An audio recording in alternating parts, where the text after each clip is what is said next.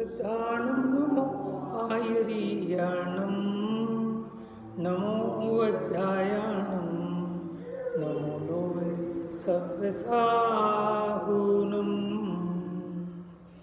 एष सुरासुरमणुसं वन्दितं धोधकायिकं ममलं प्रणमामि वड्डमाणं तीर्थं धम्मस्य कर्तारम्।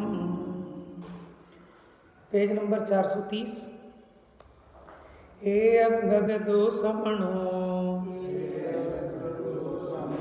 हे अगम निच्छिदस्य अर्थेषु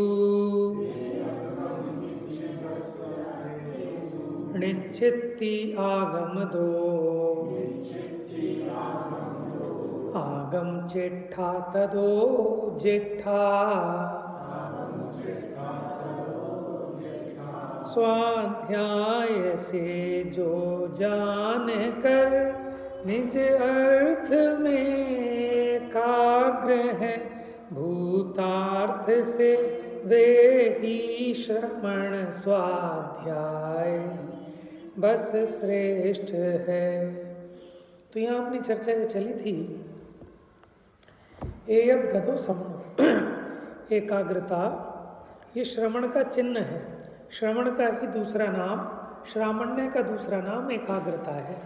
एकाग्रता माने अपने दर्शन ज्ञान चारित्र स्वरूप में एकाग्रता अथवा सम्यक दर्शन सम्यक ज्ञान सम्यक चारित्र की एकता रूप परिणाम वो एकाग्रता। तो ये श्रवण पने का दूसरा पर्यायवाची नाम है एकाग्रता।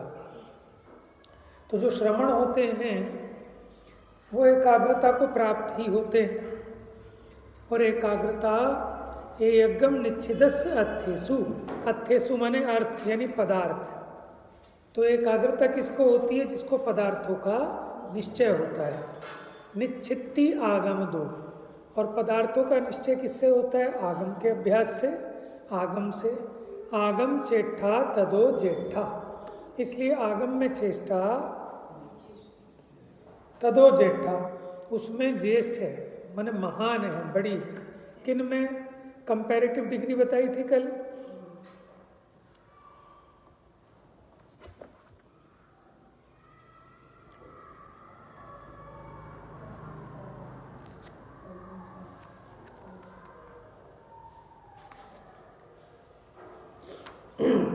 इसलिए आगम में व्यापार मुख्य है। फिर हमने यहाँ चर्चा की थी माने एक एक पॉइंट की चर्चा हो रही है इसमें। पहला तो पॉइंट ये था आगम के बिना पदार्थों का निश्चय नहीं किया जा सकता। फिर दूसरे पॉइंट में कहा था कि पदार्थों के निश्चय के बिना एकाग्रता नहीं होती, क्योंकि जिसको पदार्थ का निश्चय ना हो पहली बात उसको उस पदार्थ के जानने की जिज्ञासा से चित्त की चंचलता बनी रहती है। दूसरी बात जिसको पदार्थ का निश्चय नहीं है उसके स्वरूप का निश्चय नहीं है उसे परद्रव्य के कर्तृत्व बुद्धि आकुलता उपजाती रहती है। जिसको पदार्थों के स्वरूप का निश्चय नहीं है उसको परद्रव्य के भोक्तृत्व की वांछा से चित्त निरंतर कलुषित रहता है। इसलिए इन कारणों के कारण उसका चित्त अस्थिरता को प्राप्त रहता है, एकाग्रता नहीं हो पाती। अब आइए अगला। और एकाग्रता के बिना श्रावण्य सिद्ध नहीं होता। माने जिसको एकाग्रता ही नहीं है उसको श्रावण्यपना सिद्ध नहीं होता। कैसे? देखिए, एकाग्रता के बिना श्रावण्यपना सिद्ध नहीं होता। सबसे नीचे पेज नंबर 431। क्योंकि जिसके एकाग्रता नहीं है वह जीव, जिसको एकाग्रता नहीं है वह जीव यह अनेक ही है ऐसा देखता है। श्रद्धान करता हुआ उस प्रकार की प्रतीति में अभिनिविष्ट होता है। अभिनिविष्ट होता है माने उसमें जुड़ता है। यह अनेक ही है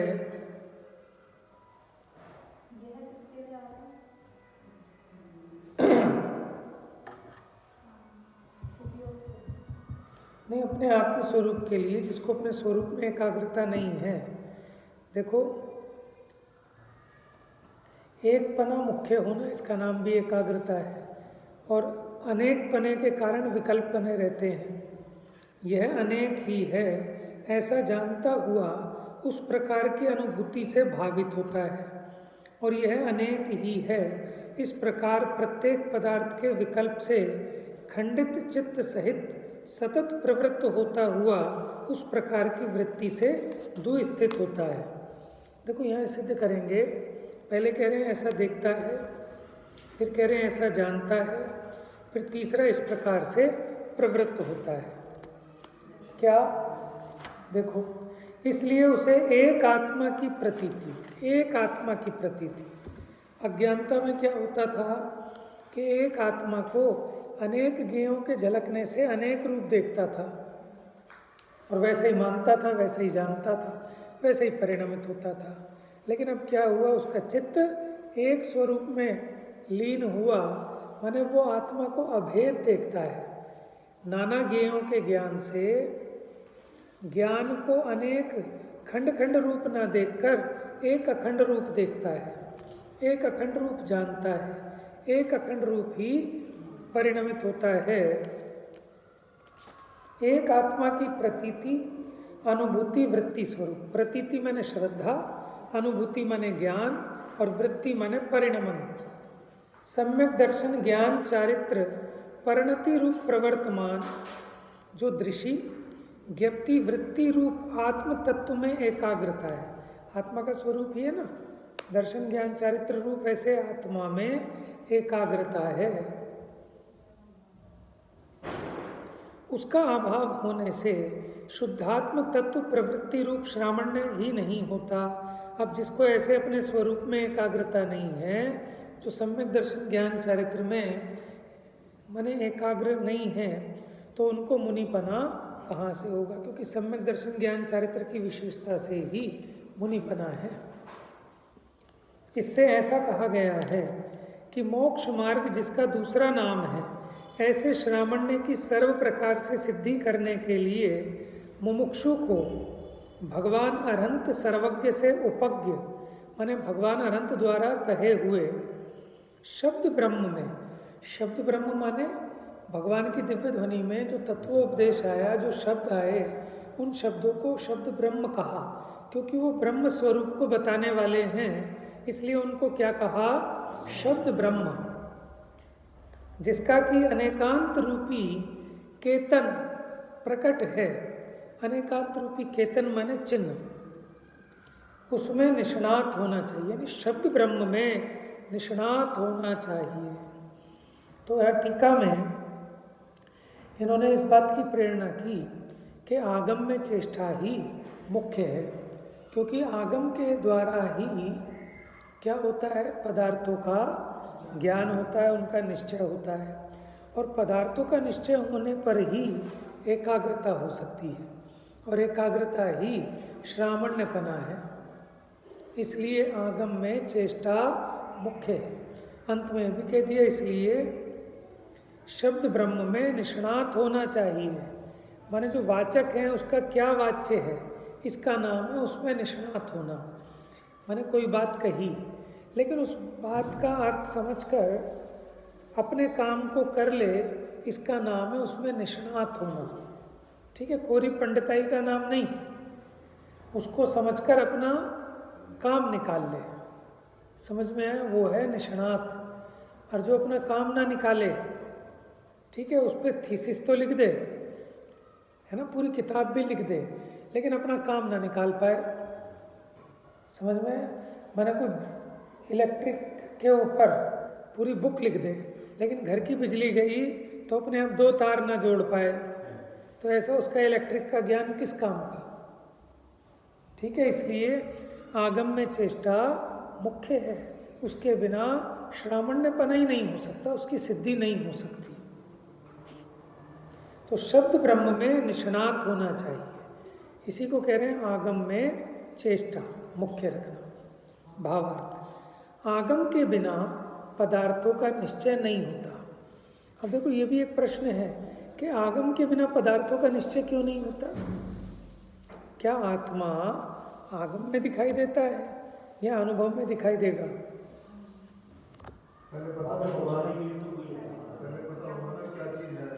हाँ,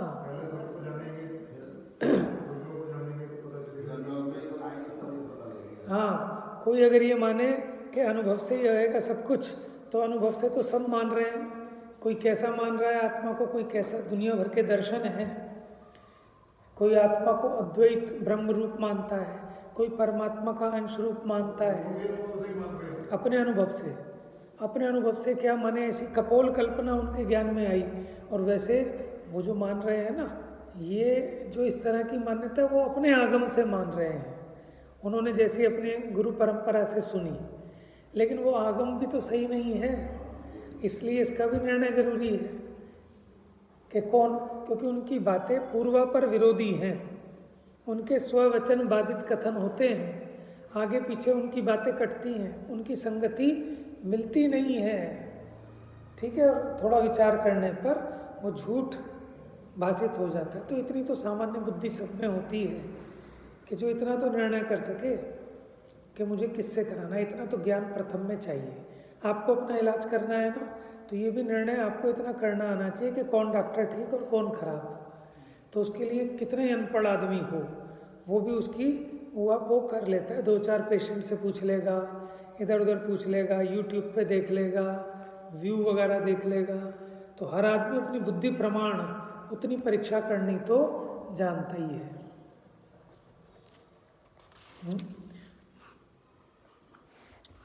आगम के बिना पदार्थों का निश्चय नहीं होता। तो देखो, खाली एक आत्मा की बात नहीं, 6 द्रव्यों की बात है। और आगम के आलोक में ही अपना स्वानुभव वगैरह प्रमाण होता है। अगर आगम के अनुसार है वो स्वानुभव, तब तो वो प्रमाण होगा। और अगर आगम जैसा कह रहा है उससे विपरीत आपको अनुभव में आ रहा है, इसका मतलब वो अनुभव सम्यक नहीं है। आगम के बिना पदार्थों का निश्चय नहीं होता। दूसरी बात यह है कि सब चीज़ें आपके ज्ञान में प्रत्यक्ष नहीं हो सकती। ठीक है, इसलिए भगवान की वाणी में जैसा उसका स्वरूप बताया, आपको तो कर्म भी नहीं दिखते। कर्म और आत्मा, बताओ इनमें कौन अधिक सूक्ष्म है? आत्मा ही सूक्ष्म है। क्यों? कर्म तो फिर देखो, जो कर्म है, हाँ वो भी है। अभी मैं जो बात कह रहा हूँ ना, कर्म अवधि ज्ञान के द्वारा जाने जा सकते हैं, लेकिन आत्मा अवधि ज्ञान से नहीं जाना जा सकता। आत्मा अरूपी है, कर्म रूपी है। बात समझ में आ रही है? एक अपेक्षा तो है।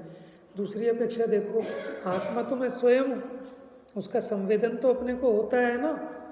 भले वैसा जानना ना हो जैसा केवल ज्ञान में जानना होता है, लेकिन उसका संवेदन तो अपने को होता है। जानन रूप अपने को स्वयं अनुभव में आ रहा है ना।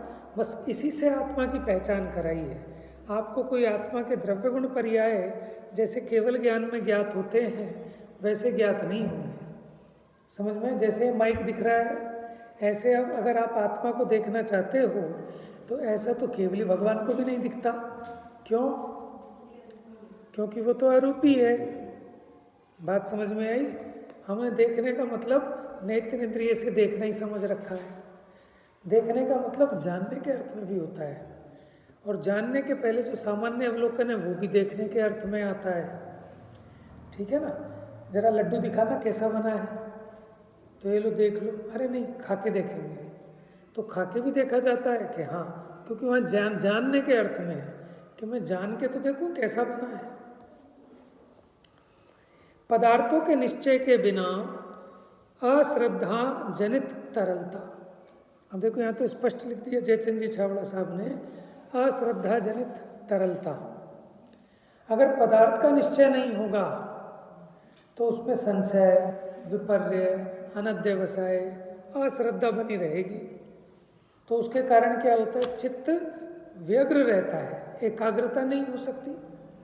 दूसरा, पर कर्तृत्व अभिलाषा जनित क्षोभ, कि पर द्रव्य का करने की इच्छा बनी रहती है, तो उससे क्षोभ होता है। तो क्षोभ रहेगा तो एकाग्रता नहीं होगी। तीसरा, पर भोक्तृत्व अभिलाषा जनित अस्थिरता के कारण एकाग्रता नहीं होती। वो इच्छा जो बनी रहती है पर को भोगने की, उसके कारण भी एकाग्रता नहीं होती। और एकाग्रता के बिना एक आत्मा में श्रद्धान ज्ञान वर्तन रूप प्रवर्तमान शुद्धात्म प्रवृत्ति न होने से मुनिपना नहीं होता। मुनिपना किसका नाम है? कि जो अपने एक आत्म स्वरूप में ही एकाग्र होते हैं। एकाग्र कैसे होते हैं? सम्यक दर्शन सम्यक ज्ञान पूर्वक। उसी में जो वृत्ति रूप परिणाम है वो मुनि दशा है। इसलिए मोक्षार्थी का प्रधान कर्तव्य, माने जिसको मोक्ष की कामना हो उसका प्रधान मुख्य कर्तव्य शब्द ब्रह्म रूप आगम में प्रवीणता प्राप्त करना ही है। क्या है? शब्द ब्रह्म रूप आगम में प्रवीणता प्राप्त करना ही। ठीक है, देखो दो तरह की प्रवीणता है। एक तो ऐसी प्रवीणता है, बिटिया बड़ी हो गई, उसको जो है एक हमने होम साइंस की क्लास दिला दी, ठीक है, कुकिंग की बढ़िया बढ़िया किताबें दिलवा दी और उसने कुकिंग में PhD भी कर ली, डॉक्टरेट भी मिल गई कुकिंग की। ठीक है, लेकिन आज घर पे कोई नहीं था तो अपने लिए रोटी दाल नहीं बना पाई। तो अब बताओ वो कुकिंग में प्रवीण है कि नहीं है? अरे उसे बहुत सारे अवार्ड मिले हैं कुकिंग के लिए, बेस्ट अवार्ड मिला है उसको, उसकी किताबें बहुत पॉपुलर हैं, बहुत बिकती है। लेकिन अपने को भूख लगी, आज मम्मी घर पे नहीं थी या उसका वो कुकिंग वाली नहीं आई, तो आज बेचारी को भूखा रहना पड़ा। तो अब बताओ वो कुकिंग में प्रवीणता उसकी मानोगे कि नहीं मानोगे? और एक दूसरी है जिसको ये नहीं पता कुकिंग कहते किसको है, ठीक है, उसकी PhD और रेसिपी तो बहुत दूर की बात है, ठीक है, लेकिन भूख लगती है तो बढ़िया स्वादिष्ट व्यंजन बना लेती है। भले उसे उसका नाम ना पता हो कि इसको ढोकला कहते हैं, कि इसको डोसा कहते हैं, वो जानती हो कि थेपले हैं चाहे, लेकिन बना लेती है, खा लेती है, खिला लेती है, अपना काम निकाल लेती है। तो कौन प्रवीण है? ये दूसरे वाले। ऐसे ही आगम में निष्णात कौन कहलाएगा? कि जो आगम का अभ्यास करके पदार्थों का ऐसा निश्चय कर लेगा कि जिससे अपनी कर्तृत्व बुद्धि भोक्तृत्व बुद्धि मिट जाए, अपनी आकुलता मिट जाए, तब वो कहलाएगा कि आगम में निष्णात हो गया। समझ में है? नहीं तो ऐसे बहुत निष्णात हैं कि बड़ी बड़ी डिग्रियां हैं, माने डिग्रियां घरों में अवार्ड इतने हैं कि रखने की जगह नहीं है, इतने लोग बुला रहे हैं, सम्मान करने के लिए जाने की फुर्सत नहीं है। लेकिन फिर भी जरा सा कोई संयोग वियोग हो तो महादुखी हो जाए, कोई भी प्रतिकूल काम हो जाए तो बेचैन हो जाए, तो इसका मतलब फिर वो उस शब्द ब्रह्म में निष्णात नहीं है। बात समझ में आई ना? जरूरी नहीं है कि मुनिराज को गाथाएं याद होंगी, हैं, ग्रंथ के रेफरेंस याद होंगे, ऐसा जरूरी नहीं है। लेकिन वो अपना दुख मिटा लेते हैं, अपना काम कर रहे हैं, ऐसे आत्मा का निश्चय कर लिया, 6 द्रव्यों का निश्चय कर लिया और स्वरूप में केली कर रहे हैं, तो वो हो गए शब्द ब्रह्म में निष्णात। नहीं, शब्द ब्रह्म किसको कहते हैं? जो ब्रह्म स्वरूप को बताए ऐसे शब्द, वो कहलाएंगे शब्द ब्रह्म। ब्रह्म नाम आत्मा का है, ठीक है, तो उस आत्मा के स्वरूप को बताने वाले जो शब्द हैं, यानी आगम जिनवाणी। अब कोई कहेगा यहाँ तो आगम की बात की, आप आत्मा की बात क्यों कह रहे हो? वो तो अध्यात्म का विषय है और ये आगम आगम कह रहे हैं। अरे अध्यात्म भी तो आगम है, समझ में आया ना? आगम का ही जो सार है, उसका जो प्रयोजनभूत अर्थ लेकर उसको परमागम कहते हैं, अध्यात्म कहते हैं। तो आगम में सब गर्भित है। शब्द ब्रह्म, देखिए नीचे फुटनोट में लिखा है, परम ब्रह्म रूप वाच्य का वाचक द्रव्य श्रुत। तो ऐसे जो परम स्वरूप आत्मा के स्वरूप का उद्घाटन करने वाले जो उसके वाचक वचन आदि हैं, उनको कहा शब्द ब्रह्म। और देखो इन गाथाओं में सर्वज्ञोपज्ञ, उपज्ञ मैंने उपदेशित, सर्वज्ञ भगवान द्वारा कहे गए समस्त द्रव्य श्रुत को सामान्यतया आगम कहा है। कभी द्रव्य श्रुत के आगम और परमागम ऐसे 2 भेद भी किए जाते हैं। वहाँ जीव भेदों और कर्म भेदों के प्रतिपादक द्रव्य श्रुत को आगम कहा जाता है। जैसे तत्वार्थ सूत्र वो कहलाएगा आगम ग्रंथ और समय सार कहलाएगा परमागम ग्रंथ, उसको परमागम कह दिया। वैसे वो षटखंडागम को भी परमागम कहा है, धवला आदि को परमागम कहा है, ठीक है। लेकिन यहाँ उसकी चर्चा कर रहे हैं कि एक में तो भेद प्रभेद रूप विशेष कथन होता है और एक में आत्मा की मुख्यता से कथन होता है, उसको हम कहते हैं अध्यात्म।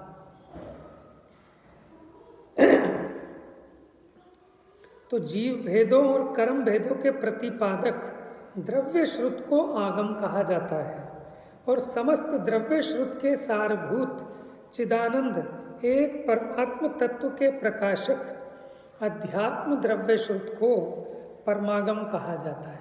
अब मुझे नहीं पता कि कहाँ का रेफरेंस है, ये तो बाद में किसी ने लिखा है, ठीक है। लेकिन मेरे को इतना ख्याल है कि जैसे षटखंडागम ग्रंथ है ना, उसके लिए भी परमागम शब्द आया है। हाँ, तो ऐसा नहीं है कि खाली अध्यात्म वालों को ही परमागम कहा है, लेकिन यहाँ ऐसा लिखा है, जिस किसी ने भी लिखा है, बाद में विद्वानों ने लिखा है, जिन्होंने भी इसका संपादन इत्यादि किया होगा। तो ये जो भावार्थ है, ये भावार्थ लिखा है पंडित जयचंद जी छाबड़ा ने। नहीं, ये भावार्थ, ओ सॉरी, ये तो प्रवचन सार जी चल रहा है, हमें समय सार जी ख्याल रहता है। न्याय तीर्थ, हाँ ये, अच्छा इसका भावार्थ नहीं, मैं फिर इसका कह नहीं सकता, क्योंकि उनका तो पता है, समय सार जी का भावार्थ तो जयचंद जी छाबड़ा साहब ने किया है, लेकिन इसका कैसे पता चलेगा? वो तो देखो अनुवाद की बात है। और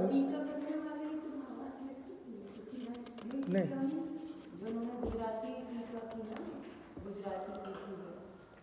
नहीं तो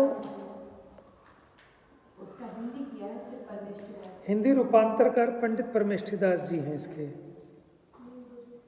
और समय सार जी के हिंदी रूपांतरकार जयचंद जी छाबड़ा हैं। हाँ, उसमें भी लिखा है परमेष्ठीदास न्याय तीर्थ।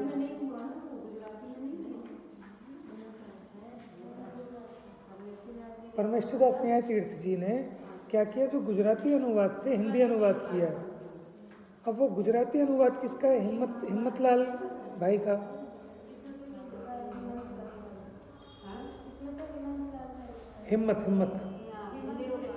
हिम्मतलाल जेठालाल शाह, गुजराती अनुवाद किया इन्होंने।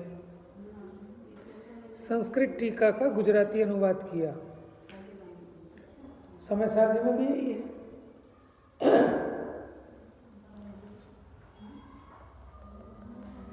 तो ये जो संस्कृत टीका का अनुवाद है, उसमें भी इन्हीं का नाम है, समय सार जी में भी। एक बार और चेक करना, समय सार जी ग्रंथ में भी दोनों नाम आते हैं, गुजराती अनुवादक। हाँ, हाँ वो वचनिका है, वो उनकी वचनिका भी है ना, एक समय सार वचनिका। क्योंकि वचनिका अलग चीज है, वो टीका ऐसी नहीं है। वो अनुवाद में तो क्या हुआ कि जो संस्कृत के शब्द हैं उसका हिंदी रूपांतरण हुआ, पहले गुजराती में किया होगा, गुजराती से फिर परमेष्ठीदास जी ने हिंदी किया। ये तो सोनगढ़ से छपे हुए ग्रंथों में जो आप कह रहे हो, हाँ ये है। और 14 नंबर पेज पे, इसी में कौन से पेज पे? 14 नंबर 14 दूसरा पैराग्राफ, और भी बारे में भगवान तुमको नजर देंगे।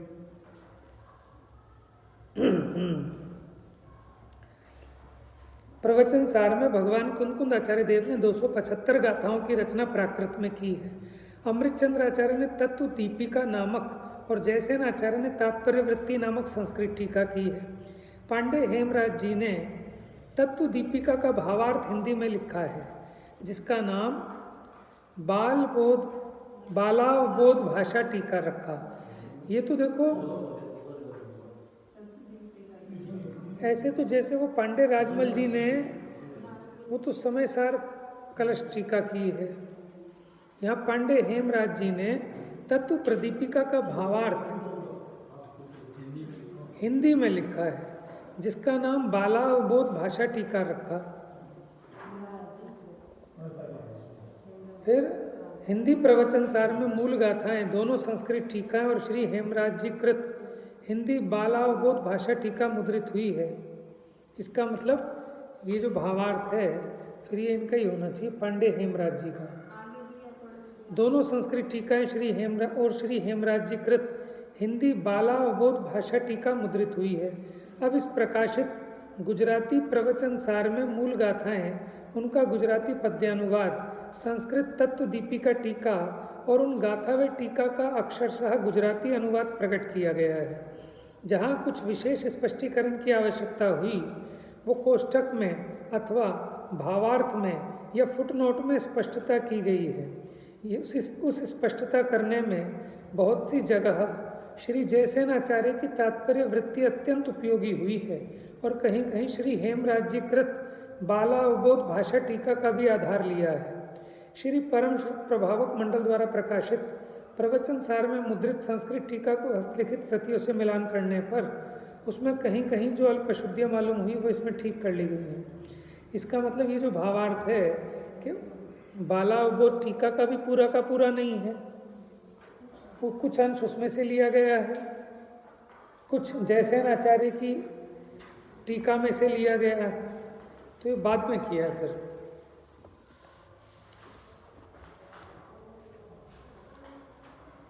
देखो इस बात का ज्ञान क्यों जरूरी है, क्योंकि उससे उसकी प्रामाणिकता आती है। फिर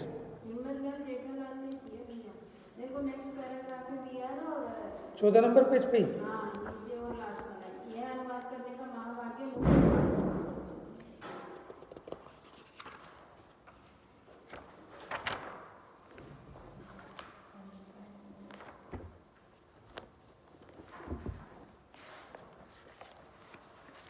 हाँ, यह अनुवाद करने का महाभाग्य मुझे प्राप्त हुआ।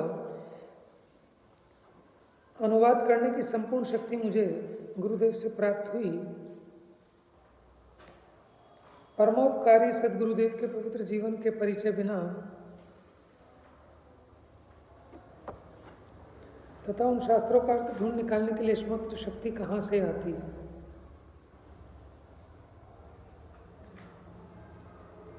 तो इन्होंने तो सिर्फ अनुवाद करने की बात कही है। हिम्मतलाल जेठालाल शाह ने गुजराती अनुवाद किया है बस।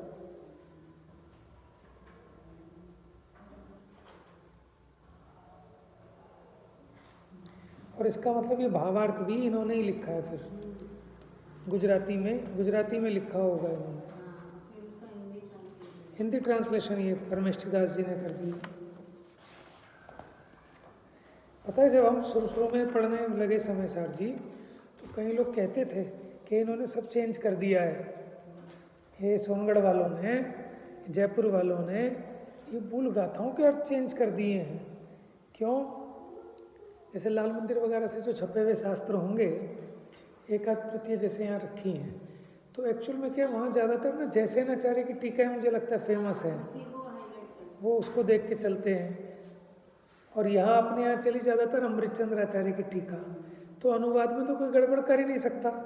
संस्कृत में जो अमृतचंद्र आचार्य ने लिखा है, उन्होंने हूबहू गुजराती में उसको कन्वर्ट किया है बस, अपनी तरफ से कुछ उसमें एडलेस नहीं किया।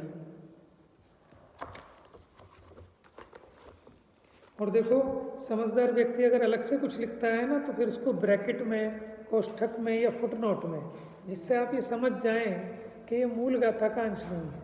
क्योंकि कोई व्यक्ति हो सकता है कि उनसे भी ज़्यादा ज्ञानी हो, अगर वो आचार्यों का कथन पढ़ के समझेगा, ऐसा नहीं होना चाहिए ना जिसका जो कथन है वो अलग पता चले, है ना, तो उससे अर्थ कई बार चेंज हो जाता है। चलिए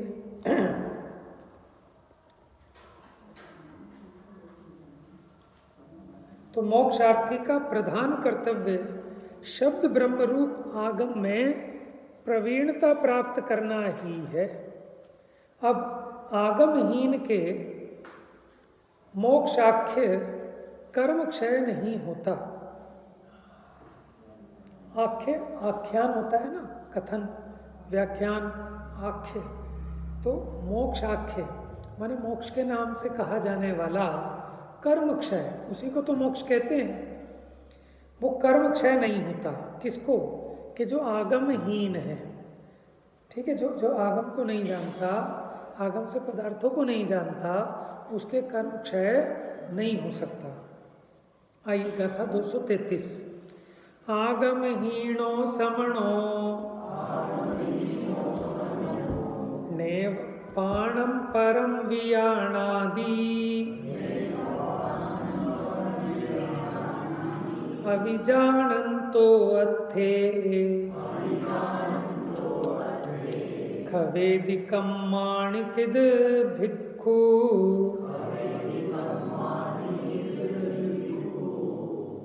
आगमहीनो समणो, जो आगमहीन श्रमण है, आगमहीन माने कि जो आगम को नहीं जानते, आगम के द्वारा पदार्थों को नहीं जानते, ऐसे जो श्रमण हैं, नेव पाणम परम वियाणदि, वियाणदि माने जानना होता है। मैंने बाहर में जो भेष धारण कर लिया, जैसे उस अपेक्षा कह रहे हैं कि बाहर में तो मुनि बन गए, लेकिन आगम के द्वारा पदार्थों को नहीं जानते। नेव अपाणम परम वियाणदि, नेव माने नहीं, अपाणम और परम, ना अपने को जानते ना पर को जानते।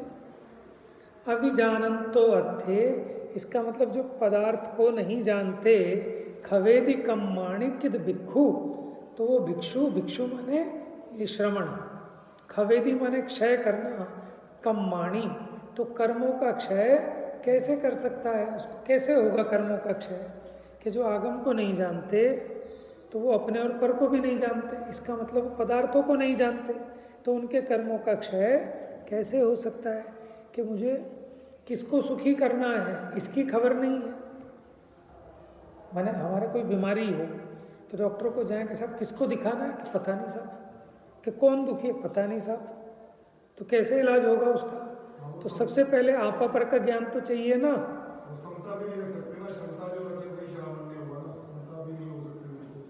हाँ, आपा पर के ज्ञान बिना कुछ भी नहीं होगा। देखिए, अच्छा पद्य अनुवाद और पढ़ते हैं इसका। जो श्रमण आगम हीन है वे स्वपर को नहीं जानते, वे कर्म क्षय कैसे करें जो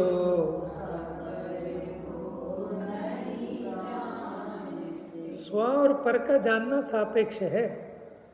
कि अगर कोई पर को जानता है तो गारंटी से स्व को भी जानता है, अगर कोई स्व को जानता है तो स्व के अलावा बाकी सब पर हैं, वो ही सच में जान सकता है। ऐसा नहीं होता कि पर को तो जानता हूँ लेकिन स्व को नहीं जानता। तो हम कहते ना, माने इसने पर को तो जाना, निजको ना जाना, इसने पर को भी नहीं जाना, क्योंकि पर में ही इसने दो विभाग कर लिए, उसमें से कुछ को स्व मान लिया, कुछ को पर मान लिया। तो असलियत में तो ज्ञानी ही पर को भी जानता है और स्व को भी जानता है। समझ में आया? मैंने जैसे आपसे पूछा कि साहब ये माने चश्मा आपका तो नहीं है, तो आप कहोगे नहीं। कैसे कहा आपने मेरा नहीं है? क्योंकि आपको अपने चश्मे का ज्ञान है, तो आपने वो देखा उसमें, और उसमें आपके चश्मे का चिन्ह नहीं पाया गया, तो आपको समझ में आ गया कि मेरा, और उसको देखते वक्त आपको मेरा चश्मा ख्याल में है ना, आपके उपयोग में है, तो आपने देखा इसमें मेरा चश्मे का कोई गुण है ही नहीं, तो समझ में आ गया ये पर है। और जिसे अपने चश्मे की खबर ना हो कि मुझे तो याद ही नहीं भैया मेरा चश्मा कैसा है, तो फिर अब बताओ आपका है कि नहीं? मैं कह ही नहीं सकता कि मेरा है कि नहीं। समझ में आया? मानो आपने अपनी छत पे कपड़े सूखे हुए थे, आपकी छत का कोई कपड़ा बच्चों का पड़ोसियों के यहाँ गिर गया, उन्होंने पूछा रमेश जी ये आपका कपड़ा है क्या? तो आप क्या कहोगे? भैया पता नहीं, पूछ के बताऊंगा। ठीक है ना? और अगर आपको पता होता, मान लो आपकी शर्ट गिर जाती, तब आप कह देते कि नहीं नहीं ये मेरी शर्ट नहीं है, या ये मेरी शर्ट है। समझ में आया? और जिस कपड़े की आपको पहचान नहीं है, मान लो आपके पोते का कपड़ा गिर जाता, अब आपको पहचान ही नहीं है कि पोते का है ये शर्ट। अब वो पूछे शर्ट आपकी है क्या, तो आप कहोगे भैया पता नहीं है, ये भी नहीं कह सकते और नहीं है ये भी नहीं कह सकते। समझदार होगा तो पूछ के बताऊंगा। तो ऐसे ही कि जो स्व को नहीं जानता वो पर को भी नहीं जानता, और जो स्व पर को नहीं जानता वो किसी भी अर्थ को नहीं जानता। तो फिर उसको कर्मों का क्षय कैसे हो पाएगा, कैसे करेगा? वास्तव में मिल गया 433 नंबर पेज। आगम के बिना परात्म ज्ञान या परमात्म ज्ञान नहीं होता। ये क्या है? परात्म ज्ञान क्या है? पर का ज्ञान। और परमात्म और परात्म,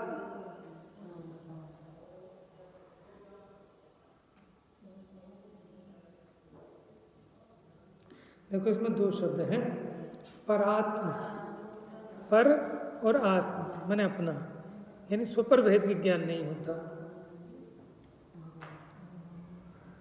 और दूसरा है परमात्म ज्ञान, यानी अपने बिल्कुल शुद्ध स्वरूप का भी ज्ञान नहीं होता। तो यानी मोक्ष तत्व भी आ गया इसमें, जीव अजीव भी आ गए, मोक्ष तत्व भी आ गया। मोक्ष तत्व कैसे होता है? संवरण निर्जरा पूर्वक होता है। संवरण निर्जरा क्या है? आश्रव बंध का अभाव, वो संवरण निर्जरा है, इसलिए सातों तत्व आते हैं। हाँ है इसकी जैसी, हाँ। और उसमें वो अणुमात्र भी रागादि का सद्भाव है जिस जीव को, वो कर्म क्षय कैसे करे? जानता नहीं जीव को। जो जीव को नहीं जानता वो अजीव को भी नहीं जानता।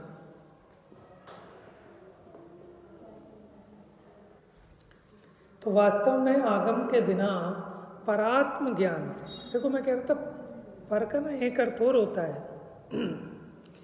पर का मतलब उत्कृष्ट भी होता है।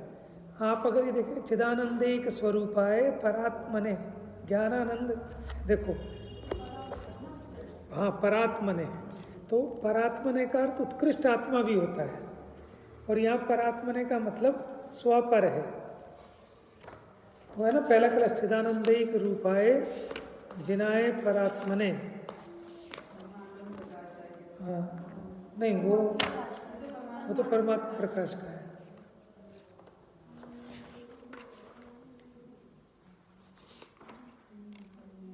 ये रहा, सर्वव्यापक चिद्रूप स्वरूपाय परात्मने, यहाँ पे भी परात्मने आया मंगलाचरण में, लेकिन यहाँ परात्मने का मतलब है उत्कृष्ट आत्मा।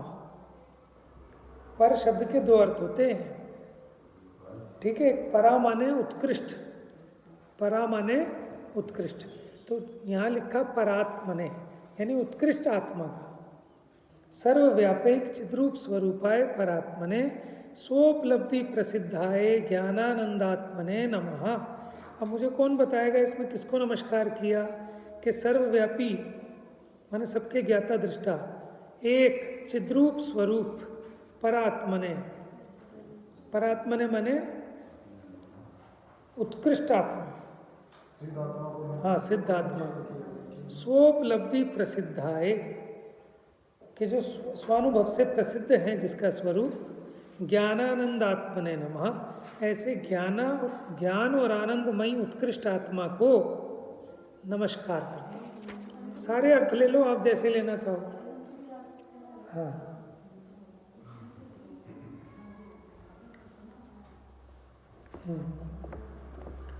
चलिए, वास्तव में आगम के बिना परात्म ज्ञान नहीं होता, स्वपर का भेद विज्ञान नहीं होता, और परमात्म ज्ञान नहीं होता। परमात्म ज्ञान माने शुद्ध आत्मा का ज्ञान नहीं होता। और परात्म ज्ञान शून्य के, जिसको स्वपर का ज्ञान नहीं है, और परमात्म ज्ञान शून्य के, देखो आपको क्या प्राप्त करना है, कौन सी दशा चाहिए, वो तो है परमात्म ज्ञान, ठीक है? आप क्या हो और क्या नहीं हो, ये हो गया परात्म ज्ञान, स्वपर का ज्ञान। अब जिसको अपनी खबर नहीं है, अपने को जिससे भिन्न जानना है उसकी खबर नहीं है, और जैसी दशा चाहिए उसकी खबर नहीं है, वो कभी अपने को शुद्ध कर पाएगा क्या? शुद्ध स्वरूप को उपलब्ध नहीं कर पाएगा। समझ में आया? मैंने खाना है तो मैं की पहचान चाहिए, क्या खाना है उसकी पहचान चाहिए, क्या नहीं खाना है उसकी भी पहचान चाहिए। देखो इसका मतलब 4 बातों की ज्ञान चाहिए मोक्ष मार्ग में। क्या? आपा पर और भला बुरा। क्या कहा? आपा पर और भला बुरा। जीव अजीव में आ गए आपा पर, आश्रव बंद हो गए बुरे, संवर्ण निर्जरा मोक्ष भले। तो इन 4 में पूरा मोक्ष मार्ग है। हाँ, भला बुरा कहो या हित अहित, ठीक है। वो इसलिए क्योंकि हित अहित और भले बुरे में डिफरेंस है। क्यों? कि भला बुरा तो अज्ञानी भी मान रहा है, उसको क्या लगता है 5 इंद्रिय के विषय भोग भले हैं, उसको लग रहा है भले हैं। लेकिन हित अहित में बात आती है सम्यक वाली, कि वो अहित रूप है। प्रथम तो और परात्म ज्ञान सुनने के या परमात्म ज्ञान सुनने के मोह आदि द्रव्य भाव कर्मों का, दोनों ले लिए, द्रव्य कर्म भी और भाव कर्म भी। मोह आदि द्रव्य भाव कर्मों का या ज्ञप्ति परिवर्तन रूप कर्मों का। देखो यहाँ ज्ञप्ति परिवर्तन जो माने योग के कारण अथवा माने उपयोग जो इधर से उधर फिरता है ना, ये भी कर्म का खेल है, क्योंकि विभाव है, ये जीव का स्वभाव नहीं है। देखो जानना तो स्वभाव है, लेकिन इसको छोड़कर इसको जानूं, उपयोग यहाँ से हटाकर वहाँ ले जाऊं, ये भी कर्म है। तो ज्ञप्ति परिवर्तन रूप कर्मों का क्षय नहीं होता। किसको नहीं होता? कि जिसको आपा पर का ज्ञान ना हो और जिसको उत्कृष्ट शुद्ध आत्मा का ज्ञान ना हो, उसके कर्मों का क्षय नहीं होता। कर्म 2 प्रकार के बता दिए, एक द्रव्य कर्म, एक भाव कर्म। और ये ज्ञप्ति परिवर्तन भी भाव कर्म में आएगा। जैसे मोह राग द्वेष आदि ये भाव कर्म है ना, उसी प्रकार ये जो ज्ञप्ति परिवर्तन रूप अशुद्धता है, ये भी जीव के भाव कर्म में काउंट होगा।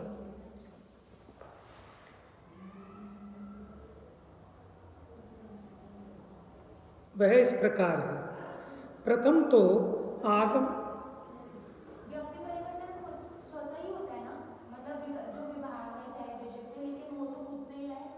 खुद से मतलब जैसे कि अब हमारा जो विचार बदल रहे हैं, विकार आ रहे हैं, ये अपने आप से तो आते रहते हैं, मतलब चंचलता, योग की चंचलता रहेंगे इसको। योगों की चंचलता नहीं, उपयोग की चंचलता। और उपयोग है ना, उपयोग एक जगह नहीं टिकता है इसका, यहाँ से हटकर वहाँ गया, वहाँ से हटकर यहाँ गया। हमारे तो साक्षात इच्छा नजर आती है, तभी तो हमारा उपयोग पलटता है। इच्छा होती है ना हमें, जैसे मान लो रिमोट के चैनल हम चेंज करते हैं बार बार, क्यों हो रहा है वो? क्योंकि इसको आकुलता इतनी, बेचैनी, ये नहीं ये जानूँ, ये जानूँ, ये जानूँ, ये जो जानने की लोलुपता है, इसके कारण ये ज्ञप्ति परिवर्तन करता है। नहीं, केवल ज्ञान होने पर ये खत्म होता है। ज्ञान सम्यक तो 4थे गुण स्थान में हो गया, लेकिन अभी उसको ज्ञेयों का परिवर्तन होता रहता है। यहाँ तो इच्छा पूर्वक, और ऊपर के गुण स्थानों में, ऊपर के गुण स्थानों में वो अबुद्धिपूर्वक होता है। अपना तो अभी बुद्धिपूर्वक भी होता है, अपने दोनों तरह के होते हैं, बुद्धिपूर्वक भी और अबुद्धिपूर्वक भी। ठीक है, अबुद्धिपूर्वक वो अपनी उतनी पकड़ में नहीं आ पाते, बुद्धिपूर्वक उसको कहते हैं जो अपनी पकड़ में आ रहे हैं।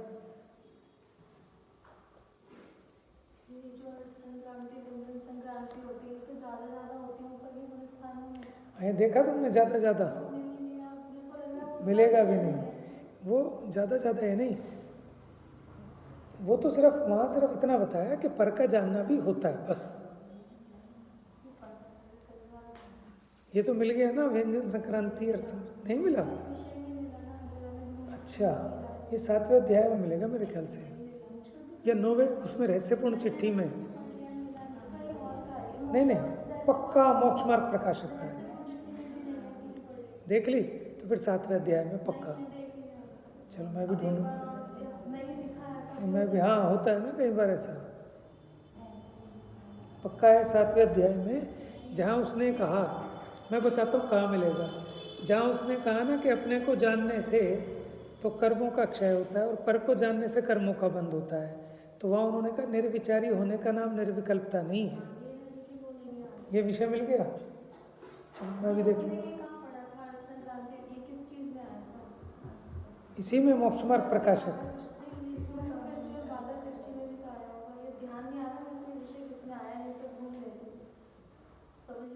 कोई बात नहीं, कल बताएंगे, मिलेगा। कई बार चीजें मिलती नहीं है, सामने भी रखी हो। प्रथम तो आगमहीन यह जगत की जो निरवधि, निरवधि माने जिसकी कोई लिमिट नहीं है, अमर्यादित अनादि से भव सरिता के प्रवाह को बहाने वाले महामोह मल से मलिन है। कैसा है अनादि से? कि जिसके कारण ये चार गति रूपी वो प्रवाह में बहे जा रहा है, किसके कारण? महामोह रूपी मल से मलिन है, मैला है। वह धतूरा पिए हुए मनुष्य की भांति, जैसे किसी ने मदिरा पी ली हो, विवेक के नाश को प्राप्त होने से, मन उसका विवेक नष्ट हो गया। अविविक्त, देखो नए नए शब्द आते हैं कि विविक्त विवेक वाली, और अविविक्त माने विवेक रहित। ज्ञान ज्योति से यद्यपि देखता है, और विविक्त माने ना फैला हुआ भी होता है, अविविक्त माने एक सिमटा हुआ। हाँ,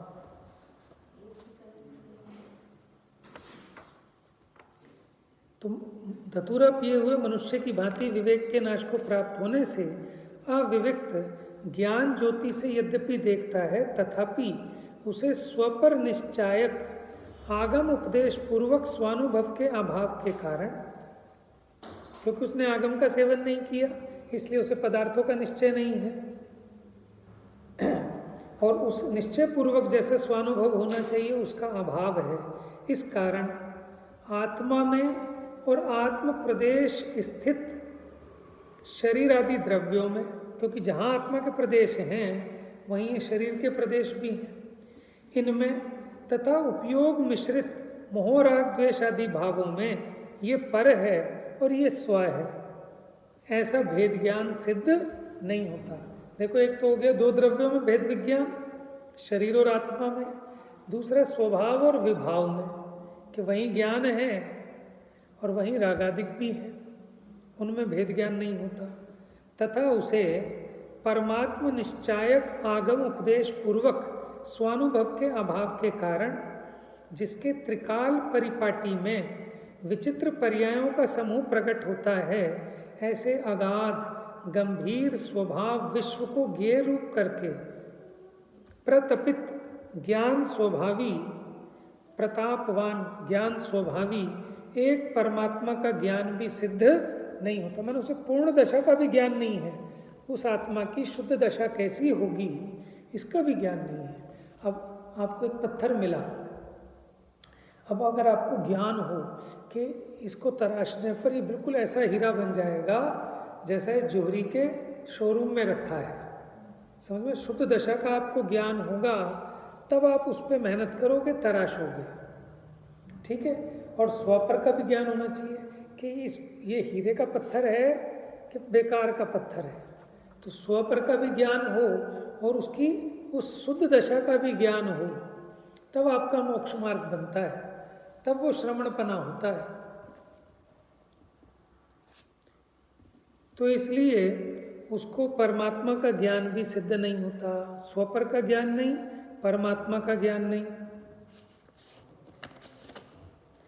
और इस प्रकार जो परात्म ज्ञान से और परमात्मा ज्ञान से शून्य है, उसे द्रव्य कर्म से होने वाले शरीर आदि के साथ तथा तत्प्रत्ययी माने उसी के कारण मोह राग द्वेष आदि भावों के साथ एकता का अनुभव करने से, अब देखो मोह राग द्वेष आदि भावों में भी और शरीर आदि भावों में भी वो अपना संचेतन करता है कि ये मैं ही हूँ, ये मेरे ही भाव है, ये मेरा ही स्वरूप है। बद्ध घातक के विभाग का अभाव होने से, देखो रागादि भाव के साथ आत्मा का बद्ध घातक संबंध है कि आत्मा बद्ध है और आत्मा का घात करने वाले रागादि भाव घातक हैं। बद्ध घातक के विभाग का अभाव होने से अब उसको खबर ही नहीं है कि कौन मेरा घात करने वाले भाव है। उसका विवेक नहीं होने से मोह आदि द्रव्य भाव कर्मों का क्षय सिद्ध नहीं होता। जिसको वो बुरा जान ही नहीं रहा उसका अभाव कैसे करेगा। ज्ञेय निष्ठता से, माने जिस ज्ञेय को जानता है उसमें तन्मय होता है। प्रत्येक वस्तु के उत्पाद विनाश रूप परिणमित होने के कारण अनादि संसार से परिवर्तन को पाने वाली जो ज्ञप्ति, माने इसको लगता है कि जिस पदार्थ को जाना ज्ञान की उत्पत्ति उससे हुई, वो नष्ट हो गया तो ज्ञान नष्ट हो गया। उसका परिवर्तन परमात्म निष्ठता के अतिरिक्त अनिवार्य होने से ज्ञप्ति परिवर्तन रूप कर्मों का क्षय भी सिद्ध नहीं होता, क्योंकि उसको परमात्मा स्वरूप की खबर नहीं, तो वहाँ उस अपने स्व उपयोग को एकाग्र भी नहीं करता। इस कारण उसके ज्ञप्ति परिवर्तन रूप दशा पाई जाती है।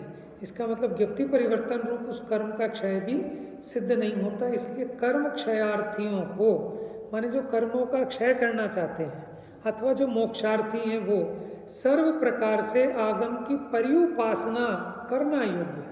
उपासना नहीं, क्या लिखा, पर्युपासना। और समयसार जी में वहाँ लिखा उपासित करना, उपासित होता हुआ शुद्ध कहा है, वहाँ उपासना कहा है, यहाँ पर्युपासना कहा है। पर्युपासना माने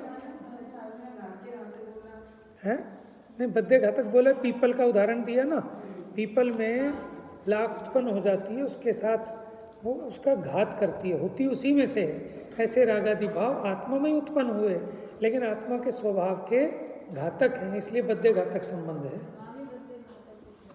हाँ, बद्ध घातक। पर्युपासना, परि का मतलब होता है चारों तरफ से, ठीक है ना, बहुमुखी प्रकार से सब तरह से उपासना करना। जा वाणी के ज्ञान से सूझे